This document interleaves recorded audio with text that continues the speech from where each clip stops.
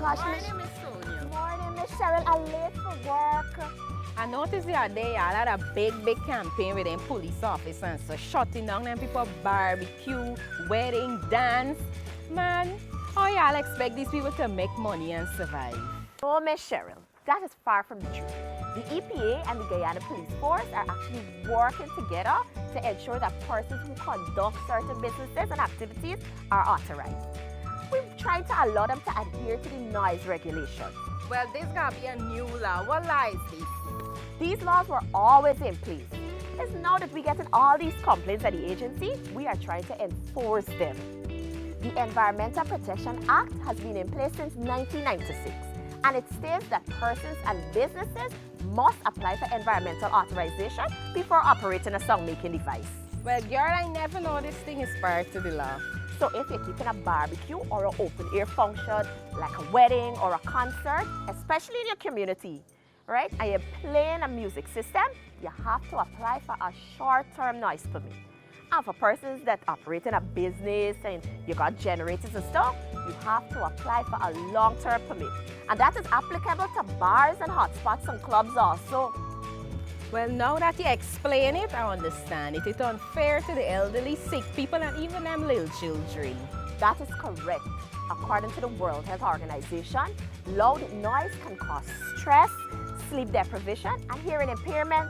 And I'm sure you wouldn't want that. Oh, now I understand. Thank you for explaining it, Miss Sonia. For more information, you can contact the EPA at 225-5471 or visit our office at Ganges Street, North Sophia, Georgetown.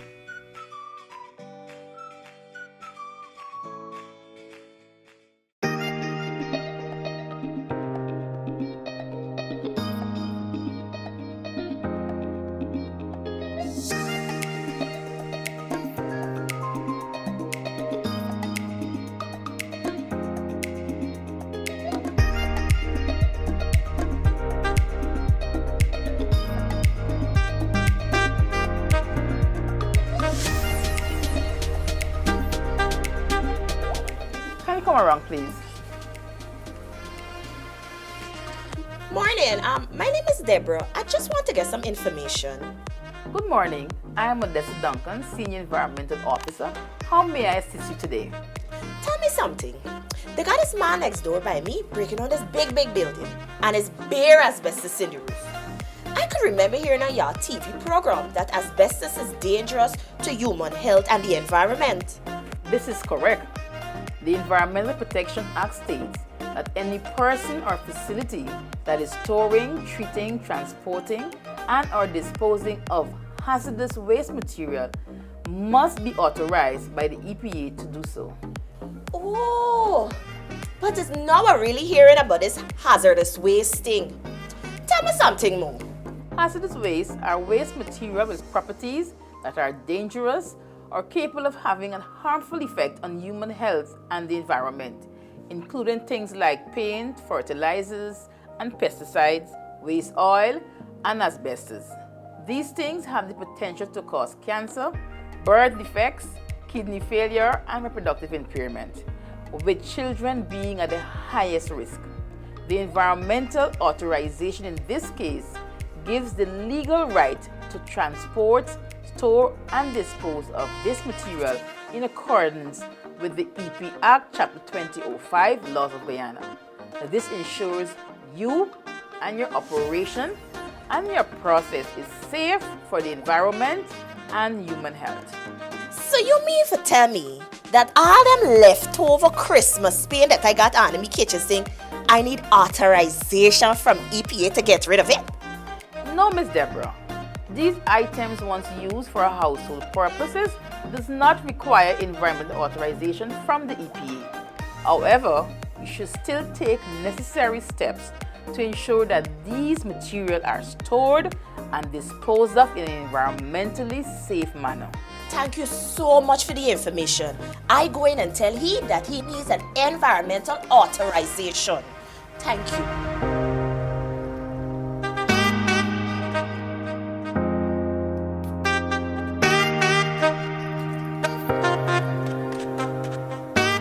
At the Environmental Protection Agency, We believe that the environment is everybody's business. We can start caring for our planet by becoming more environmentally friendly in our everyday actions. Here's what you can do. Dispose of waste in a garbage bin. Clean our drains, yards, and carpets regularly. Take a reusable shopping bag to the market. Support local butchers and farmers to reduce packaged waste. Plant a kitchen garden, trees, and flowers. Compost your organic waste. Conserve water and electricity. Carry a reusable water bottle. These little acts are good for your health and that of the environment. Remember, healthy people work better and achieve more, and together, small actions make a big difference. For further information on how you can help, please contact the Environmental Protection Agency, EPA, Ganges Street, Sophia, or telephone us at 225-5467. You can also visit our website, epaghana.org, or our Facebook and Instagram pages.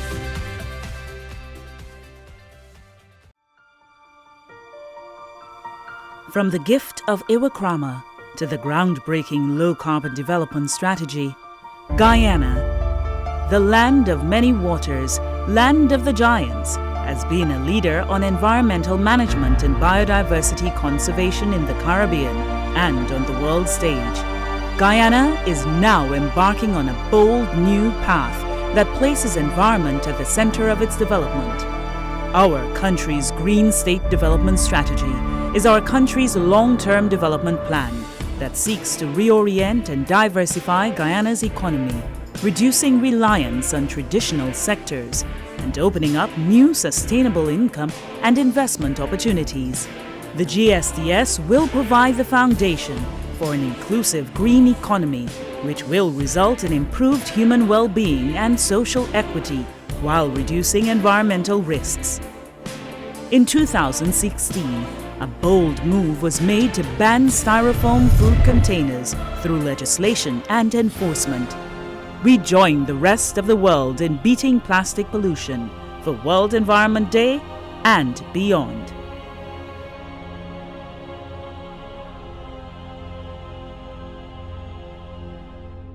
Are you involved in a business or thinking about starting one? Do you know there may be environmental impacts from business activities? According to the Environmental Protection Act of 1996, businesses such as gas stations, rice mills, large-scale agriculture and poultry farms, large-scale mining and forestry operations, hotels and resorts must be authorized. Persons proposing any of these activities need to submit an application for environmental authorization to the EPA.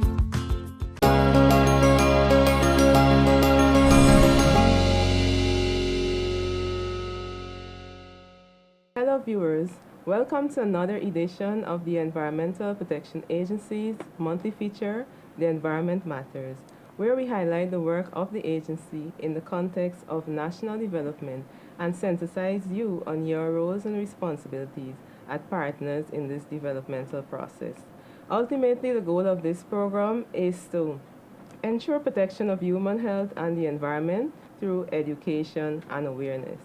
Our topic for discussion on this month's feature is single-use plastics, and joining me for the discussion are three very intelligent young ladies in the field of environment. We have Ms. Karen Watson, who's a Senior Environmental Officer at the Environmental Protection Agency, Ms. Salika Zaman from the Department of Environment, and we have Ms. Kiefer Jackson, who's from the Caribbean Youth Environment Network. Ladies, welcome to the program. Thank you. All right, so we have a, I'm sure, a very interesting discussion that we'll have on single-use plastics. But before we actually get into single-use plastics, setting the platform or some context for this discussion. What does plastic mean to you? We can say that plastic is ubiquitous. It's everywhere and everything, basically, and it seems like we can't escape it. But just your thoughts. What does plastics mean to you? Well, plastic is versatile, and because of this versatile characteristic, to me as a mother, plastic to me is very convenient. As a professional, simplicity. Instead of having to wash a glass cup I could easily pick up a disposable plastic container and just get a cup of water. So to me, as a person, plastic is convenience and simplicity. It's part of my social construct. So I find it easy to use. Sneaker? So plastic, as you said, it's everywhere. You can't escape it. Even in our clothes, you can find microplastic. It's a part of car parts. It's everywhere. And it's very convenient to use, easy to access. It's affordable. And that's why I would use plastic, because the convenience. I kind of want to echo the sentiments of my colleagues. It does mean simplicity, and it kind of hinge on what Salika said, that it does have some bearing on microplastics, and I feel like that's where it dwells for me.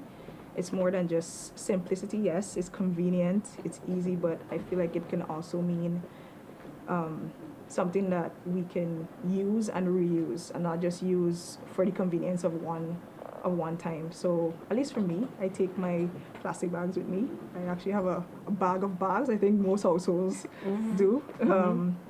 And in some ways it means the accessibility of something that can ultimately be reused and not just used and thrown away. And since plastics were developed, I believe in the early 1900s, 1907, thereabout, plastic, we can all agree, has really transformed our lives. On the flip side, though, it has now posed a risk and a hazard to our health and the environment. Something that we probably didn't notice it in the initial stages, but now with more research, more technology, and so on. And because we're using it so much. Right, and the volume. And so last Sunday, I took a walk downtown. It was Regent Street first, and then I went to the seawall. And, well, you could imagine it's now in the school season.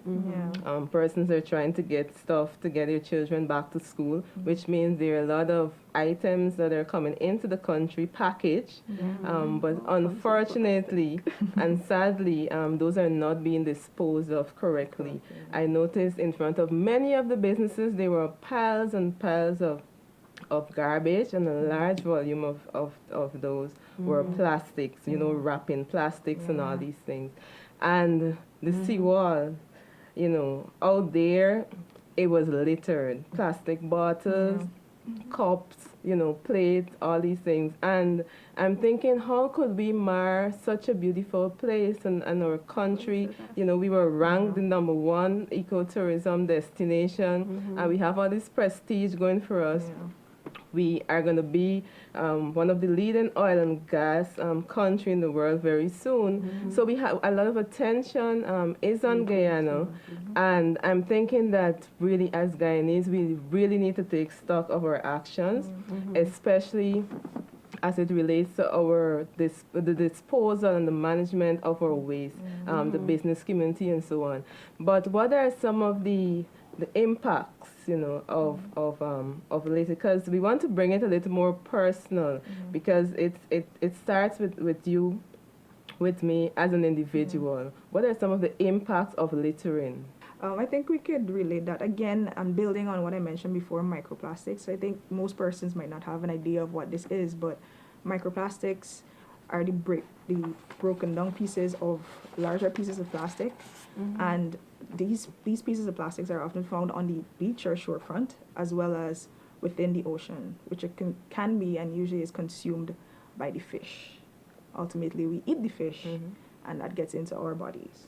So hitting things home, that can be a health impact on ourselves, because obviously you don't want plastics with all the chemicals that they're produced within your body, because ultimately there are health risks to that.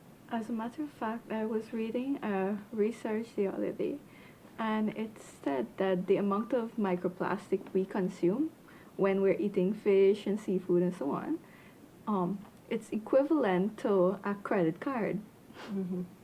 After you use that plastic for over a year, it's equivalent to a credit card. Can you imagine that? So it's like you're eating a credit card every year. Imagine that. I know when we speak to impacts of plastics, It's important to know that there are some immediate impacts. For example, of course, our aesthetics, are affected or impacted. When we look, we see an area strewn with garbage. It's not enlightening to our eyes.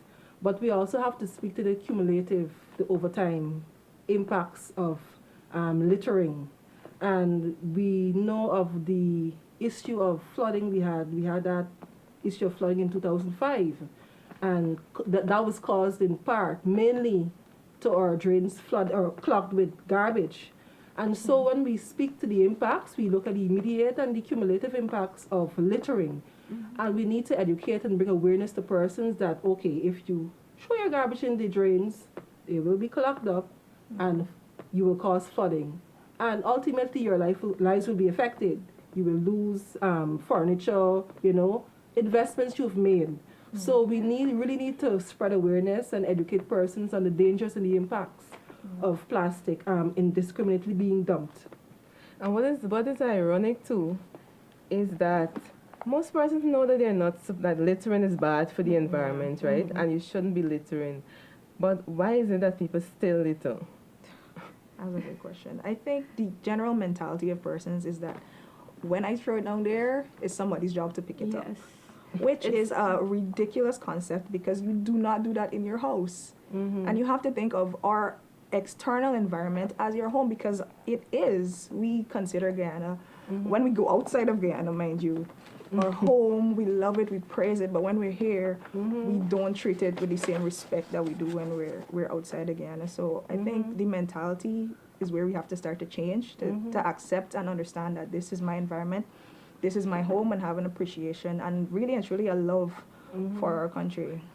And Kaifo, given that you mentioned that there were two young men I interacted with, I believe, earlier this year, and they were bold enough to tell me that they litter because, people are paid to clean and to clean the streets. And, if they don't litter, then the people won't have work. I also think it's the lack of awareness that the health implications littering would have and other implications. Because with education comes attitudinal changes. Why do people litter? I think for me one of the main reasons why people litter is that they're not being held accountable for littering. Kiefer mentioned overseas, persons going overseas and they're abiding by laws. And the laws overseas are very strict with regards to littering, right? There's strict penalties. And they enforce their laws with regards to littering. So in Guyana, I think we need to strengthen our enforcement capabilities with regards to littering. People are not being held accountable. Trust me, if you find a person is being fined $50,000 for throwing one piece of garbage in the environment, you see how littering is reduced. So people need to be held accountable. It all goes back to our enforcement regulations and the strength of those laws.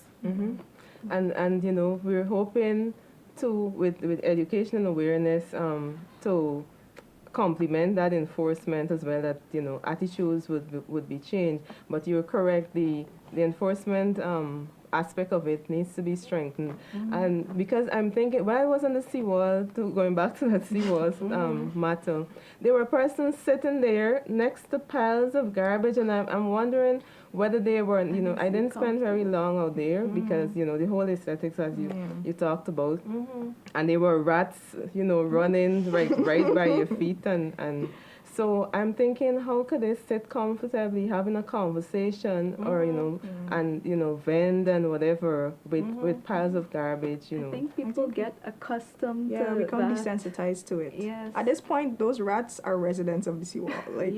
Persons are so accustomed to being there, sitting, minding their own business, and in some cases putting down some food for the rats because we're so desensitized to the fact that this is absolute filth and we should not be in this because over several years this has been the norm on the seawall. That's why we need more evidence-based decision making to show people why this is bad. And what the implications are. And the And one thing I want to implications zoom in though with plastic is the fact that it's not biodegradable. Even And if you don't litter it, even if you decide to put it in the bin, eventually it time. will end up, because it takes thousands of years to break down. So it's not Some biodegradable, it cases. cannot be broken down by the natural processes, which means it persists. Or as you mentioned, microplastics just chip up basically into smaller pieces, but it's Right, there, it's still there. right? It's there. So I just wanted to zoom in a bit on, I know there are a number of groups who usually conduct cleanup exercises, you know, as a means of raising awareness as well as sensitizing persons on the impacts of littering and so on. And KIFER, the Caribbean Youth Environment Network, is one such group. And for those persons who may probably be hearing about the Caribbean Youth Environment Network or CYN for the first time, could you shed some light on what the organization is about? Okay, well, the Caribbean Youth Environment Network is a regional organization which focuses its efforts on educating, building awareness, participation, and capacity of young peoples and youth leaders in issues of the environment and sustainable development. In fact, we've been doing this for 25 years, this year being our 25th. And even the cleanup in Barbados, for example, we've been doing that cleanup in collaboration with Ocean Conservancy for the last 25 years. The cleanup is not just going and picking up garbage, but we focus more on the information and data collection aspect of it. So we would also take our instruments, our data cards, and record what we're picking up. So we have an idea of the trends on the beaches. So for example, if one group or collection of person picks up 5 plastic bottles, we would have that information. Yeah. So for, I know we're in the month of September, and that is usually the annual coastal cleanup. Aside from the cleanup that will be conducted during the course of the year, there's specifically the coastal cleanup where you collect data which you share with the Ocean Conservancy and so on. Could you shed a bit of light on that, on coastal cleanup, what it's about, where is it usually conducted, and probably what has been the trend over the past few years, probably 3 to 5 years? Okay, well, as I mentioned before, the cleanup is done in collaboration with Ocean Conservancy. This is regionally. We have a few countries that lead the effort, and in some territories, the role of CYN is a bit in the background. But locally, we have the cleanup, and we do it with the assistance of the Environmental Protection Agency as well as the Ministry of Environment. We've been doing the cleanup for several years now, and what we've noticed is that plastics, which is the theme, coincidentally for the program, plastics have been one of the main things that we pick up from the beaches. It's actually one of the top 3 items that we collect from the beaches. It's either a plastic bottle, plastic caps, or plastic utensils. And the cleanup is actually the world's largest volunteer cleanup effort of the coastline and waterways. And it's done annually on the 3rd Saturday of September. But the organization has decided to do the cleanup on the 21st and the 22nd in Georgetown, specifically the Kingston shoreline, as well as on the 28th in Berbice of the number 63 beach. Usually we try to get as many groups out as possible, church groups, sports clubs, school, environmental clubs, obviously not them alone, but they're usually the ones that come out.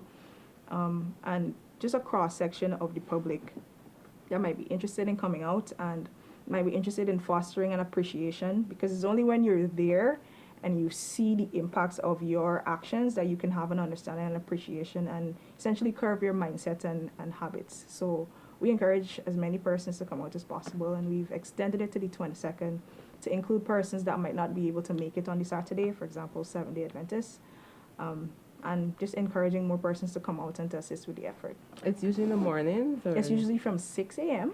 I know that's very early, but we try to beat the sun a little bit and cover as much stretch of beach as possible.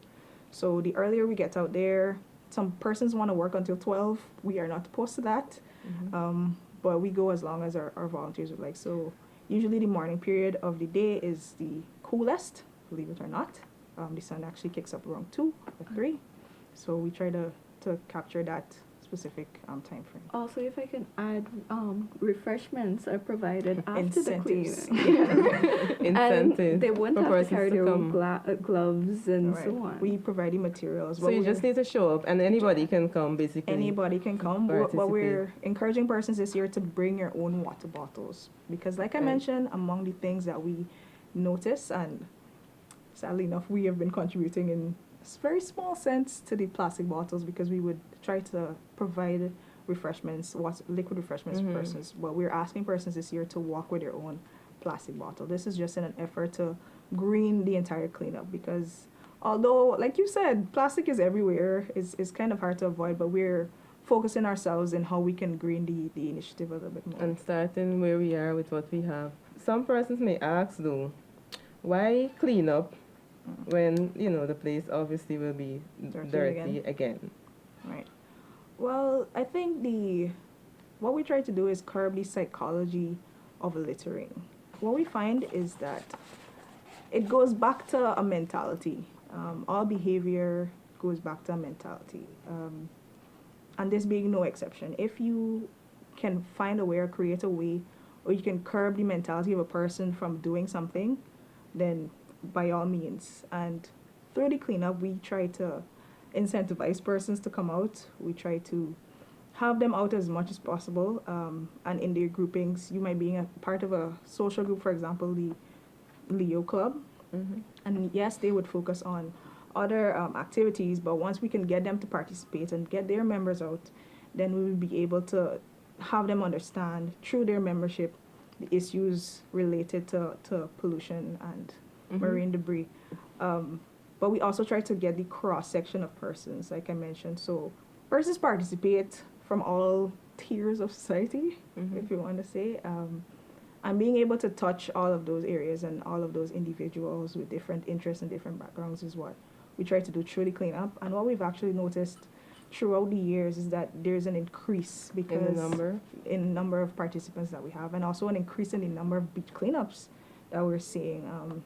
Just personally, I would have noticed throughout the year, it would have at least been, I want to say, at least 1 or 2 cleanups per quarter of the Kingston area.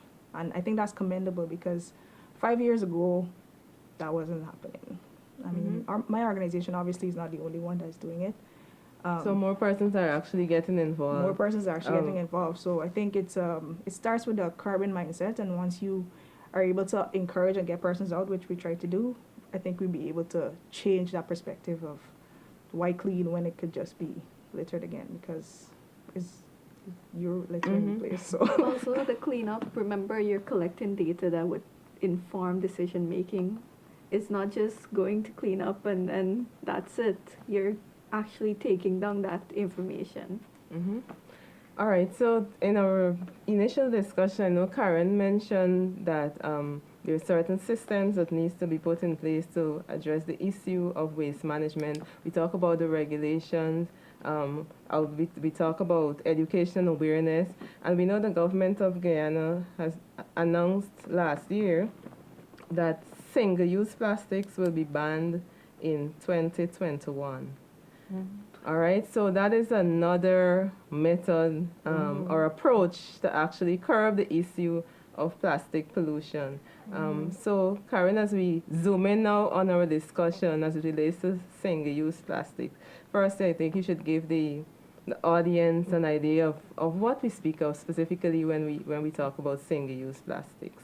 Well, the name single-use, you have the definition in itself there.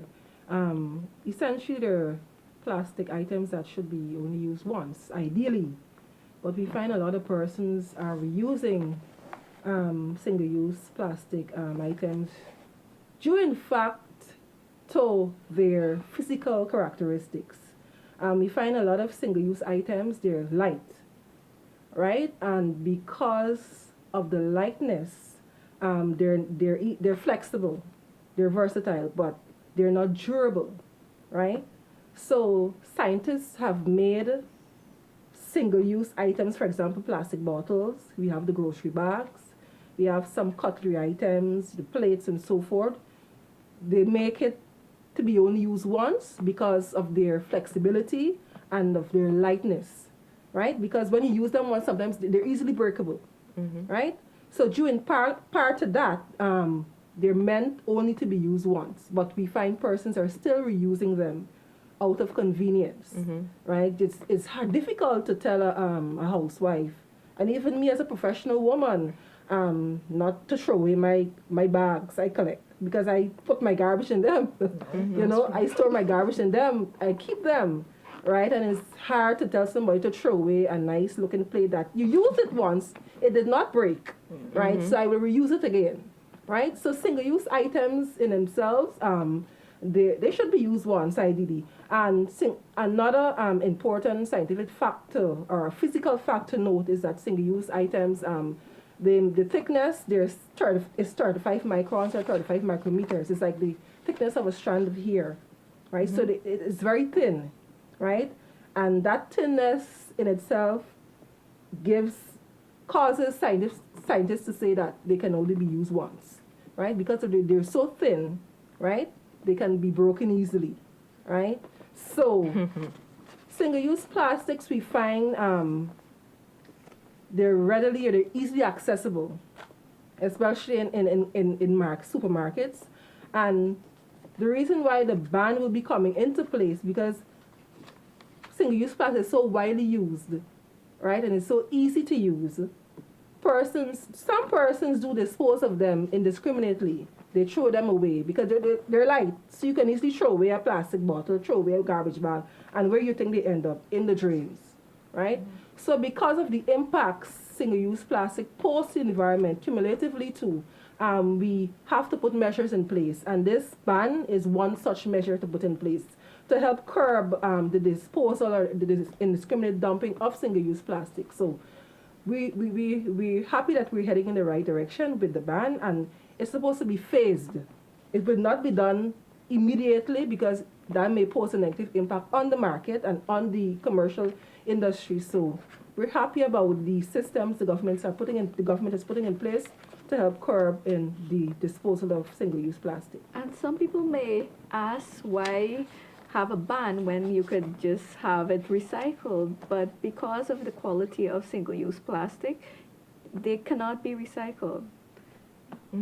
And as well, we know that Guyana is not the only country that's looking at banning single-use plastic. So there were some others, and there are many others, because this is not only an issue for Guyana. No, it's a global issue in terms of really arresting plastics and plastic pollution for the fact that it's not biodegradable and it's widely used, as you mentioned, for all of the reasons we discussed earlier. Salika, I wanted to speak briefly, specifically to the Green State Development Strategy, and how this whole issue of the ban on single-use plastics fit into that broader goal, that broader green developmental trajectory of the country. Okay, so for those who haven't heard of the Green State Development Strategy, Vision 2040 as yet, it's a 20-year development policy to guide Guyana's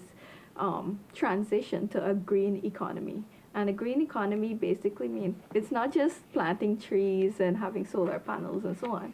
It's an economy that is diverse, it's low carbon, it's resilient. It's an economy where we use our resources in a way that is efficient, and we could have economic growth from it, social growth, while protecting the environment. And those are the three pillars of sustainable development. So what we like to say is that the GSDS, Vision 2040, it's a roadmap towards achieving the Sustainable Development Goals.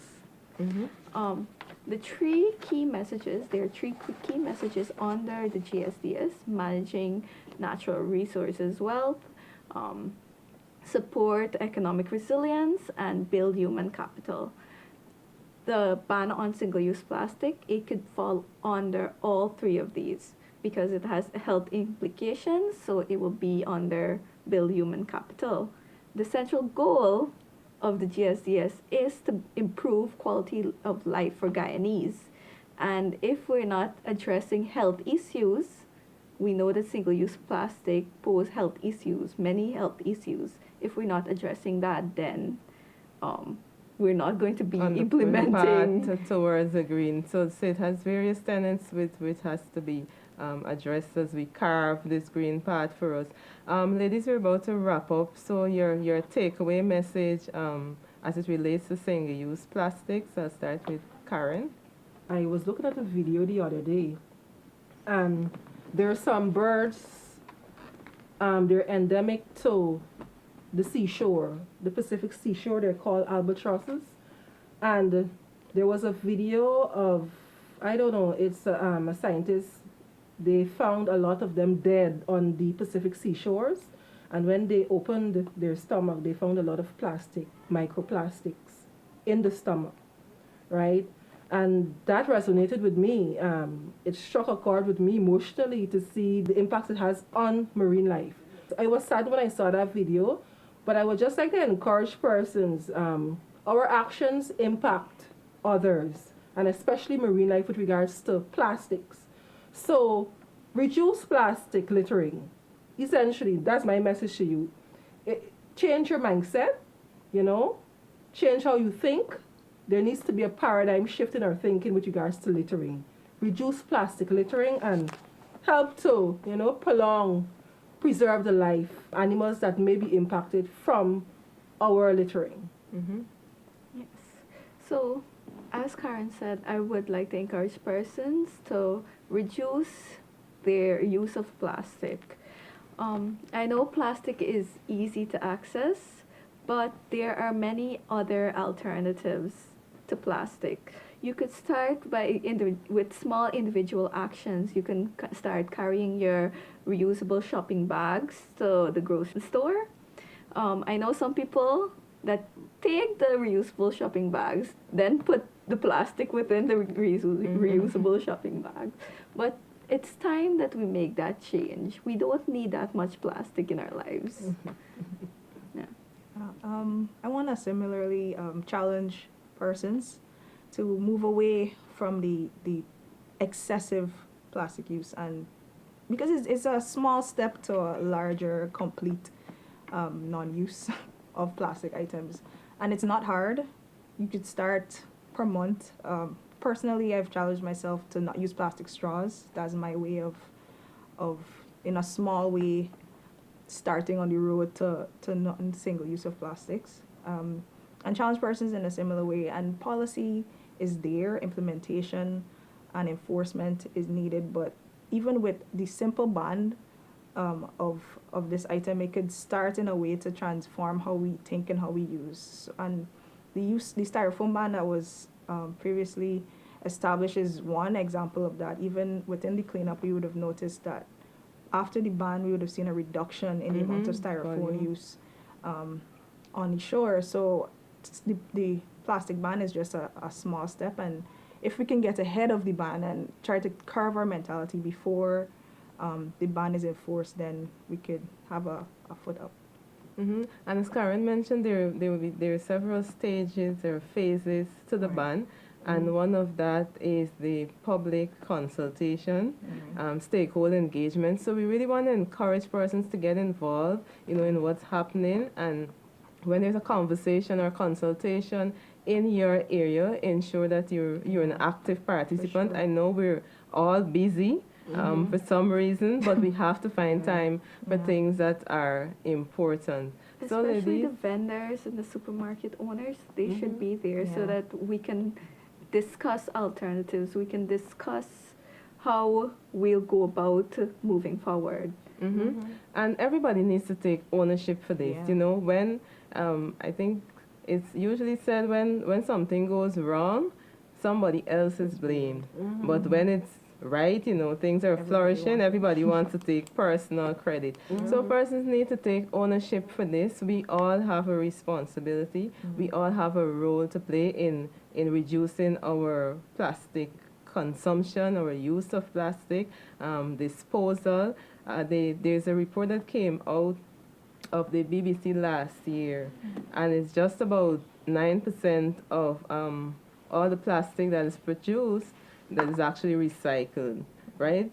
7 to 9% thereabout ends up in the landfill or somewhere in the environment, and just about 12% is incinerated. So it goes to show the volume of the impact, and the world's population continues to increase. And we know that Guyana will soon have a large influx of persons who have interest in developing in this area, in developing in this country as well, investing in the country and so on. So we need to really take stock of our actions, and the time is now. There's someone who said you're never too far on the wrong path to turn back, right? Once you recognize that you're down the wrong road, it's time to just take stock of your action. You can make an about turn, and we can all do it. You know, we really enjoy when we travel and we see places. The first comment most Guyanese would make is that this place is clean, right? And we can make, and Guyana can be like, you know, a lot of those other countries. We have so much to offer, which is usually marred by garbage and plastic and all of that, and we need to do something about it. So, ladies, I want to thank you all very much for joining me on this conversation on single-use plastic. Of course, the conversation will continue, and we do encourage the listening and the viewing public to actually follow us, like our Facebook pages or social media channels. And of course, at the Environmental Protection Agency, we're always happy to hear from you. We would like your feedback, and we would also like you to share what you would want to know more of, and you know how we can get information to you. And the agency, we have several means of communication, several channels. There are various ways you can contact us. You can call us on our telephone number, 225-546-729. You can like our Facebook page, Instagram, YouTube, EPA Guyana, or you can come into the office, and of course our courteous staff will be willing to assist you. So until next time, I've been your moderator, Candace Thompson. Thank you for joining us.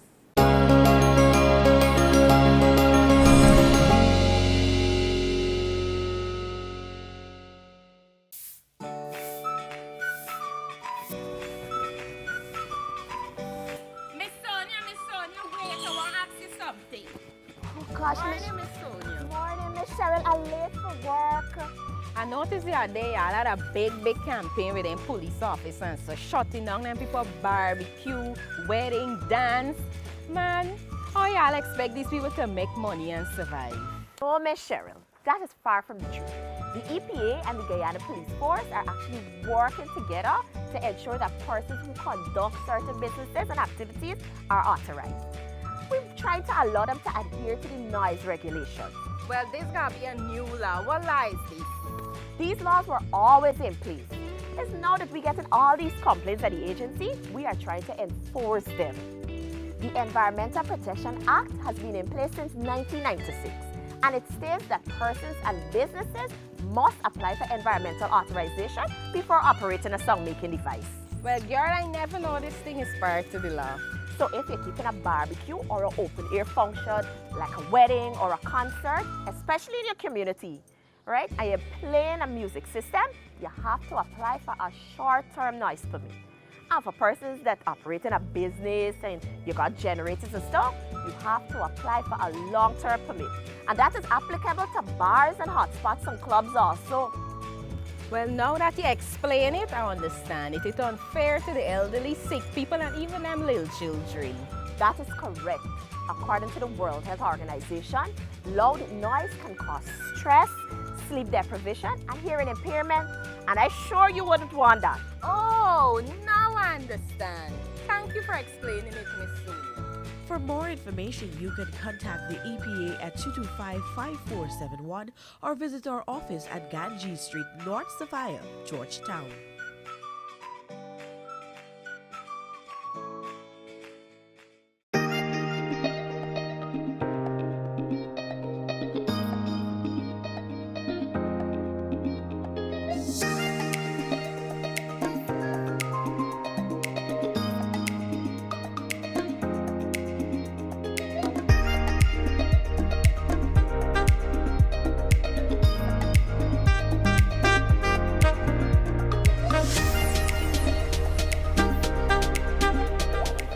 come around, please? Morning. My name is Deborah. I just want to get some information. Good morning. I am Odessa Duncan, Senior Environmental Officer. How may I assist you today? Tell me something. They got this man next door by me breaking on this big building, and it's bare asbestos in the roof. I could remember hearing on your TV program that asbestos is dangerous to human health and the environment. This is correct. The Environmental Protection Act states that any person or facility that is storing, treating, transporting, and or disposing of hazardous waste material must be authorized by the EPA to do so. Oh, but it's now I'm really hearing about this hazardous waste thing. Tell me something more. Hazardous waste are waste material with properties that are dangerous or capable of having a harmful effect on human health and the environment, including things like paint, fertilizers, and pesticides, waste oil, and asbestos. These things have the potential to cause cancer, birth defects, kidney failure, and reproductive impairment, with children being at the highest risk. The environmental authorization in this case gives the legal right to transport, store, and dispose of this material in accordance with the EP Act Chapter 2005 Laws of Guyana.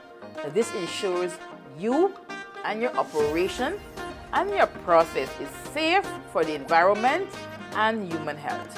So you mean to tell me that all them leftover Christmas paint that I got on in my kitchen sink, I need authorization from EPA to get rid of it? No, Miss Deborah. These items, once used for household purposes, does not require environmental authorization from the EPA. However, you should still take necessary steps to ensure that these materials are stored and disposed of in an environmentally safe manner. Thank you so much for the information. I go in and tell him that he needs an environmental authorization. Thank you.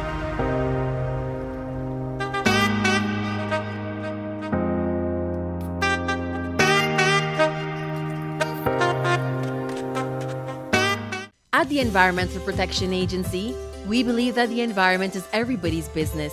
We can start caring for our planet by becoming more environmentally friendly in our everyday actions. Here's what you can do. Dispose of waste in a garbage bin. Clean our drains, yards, and carpets regularly. Take a reusable shopping bag to the market. Support local butchers and farmers to reduce packaged waste. Plant a kitchen garden, trees, and flowers. Compost your organic waste. Conserve water and electricity. Carry a reusable water bottle. These little acts are good for your health and that of the environment. Remember, healthy people work better and achieve more, and together, small actions make a big difference. For further information on how you can help, please contact the Environmental Protection Agency, EPA, Ganges Street, Sophia, or telephone us at 225-5467. You can also visit our website, epagana.org, or our Facebook and Instagram pages.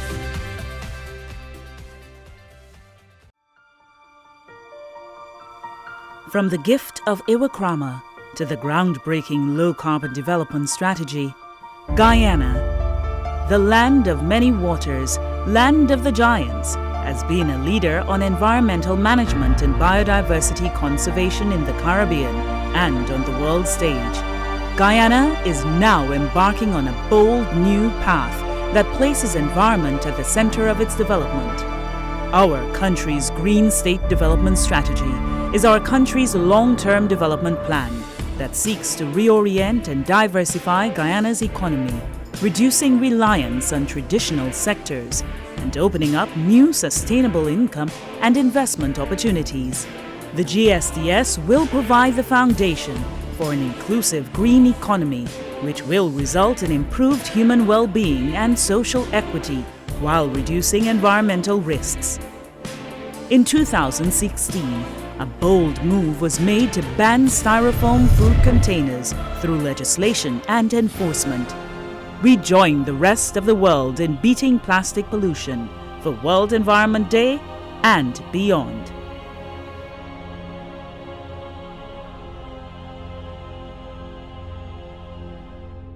Are you involved in a business or thinking about starting one? Do you know there may be environmental impacts from business activities?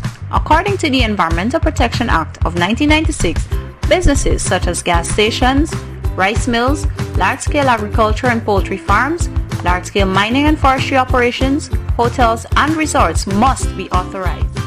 Persons proposing any of these activities need to submit an application for environmental authorization to the EPA.